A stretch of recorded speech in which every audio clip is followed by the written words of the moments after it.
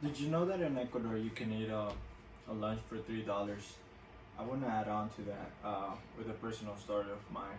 A few years ago, me and my parents we went to eat at a local restaurant, and it was great service. The food was great, and when we went to pay, it was $9. So it was really amazing for me and my parents. Because it's nothing compared to what we're used to paying over here, and the food was exceptionally good.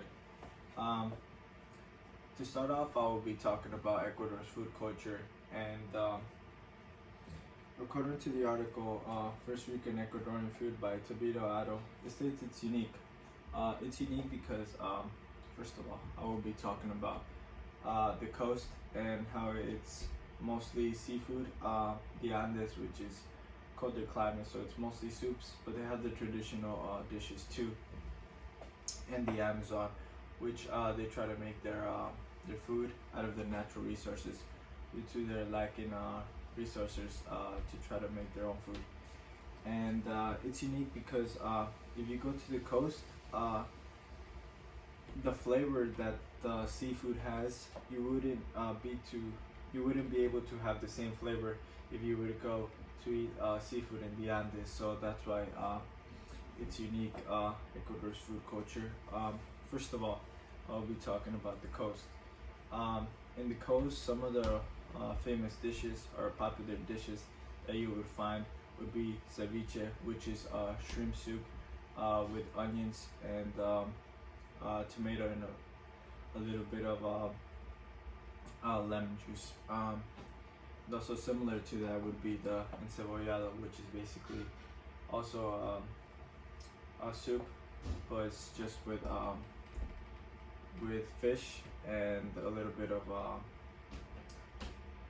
lime juice.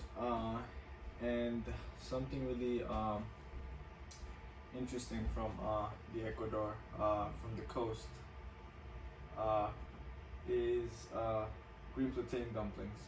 They're really popular in the coast, and they're just basically green plantains smushed together into a ball, and they're fried. And then you can get them with cheese or as complex as with eggs, with meat, and dumpling itself. You can get it with sausage and cheese. So here's a picture of it.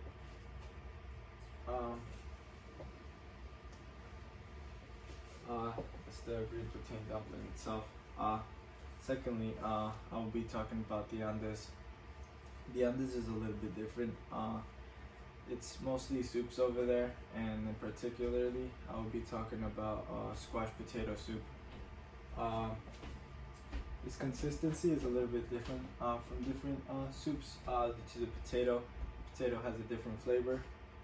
In the Andes, it has a little bit of cilantro, and it's a really great soup. There's a whole bunch of squash soups in the Andes,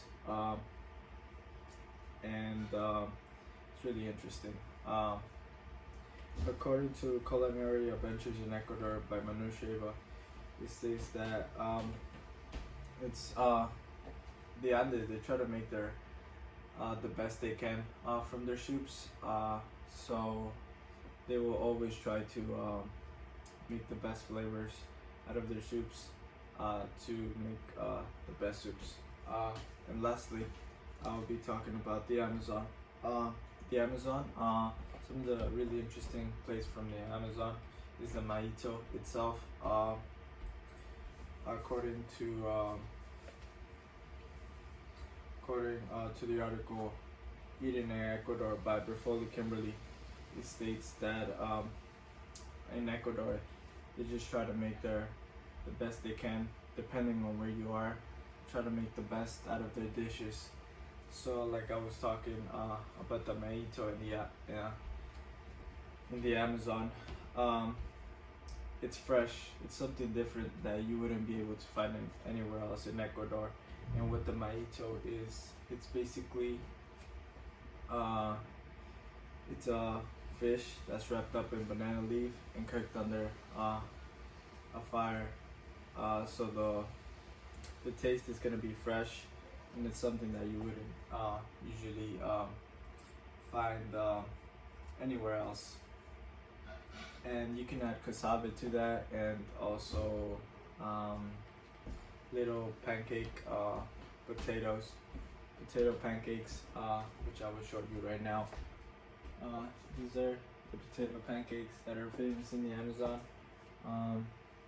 They're just basically made out of potato and cheese, and also the cassava itself. That's the cassava, just the fruit itself. And then that's when you cook the cassava to make it eatable. And then the maito itself, it has some lemons, tomato, onions, and cassava, and there's the banana leaf where it's cooked. So overall, I talked about how in the coast you can find some of the freshest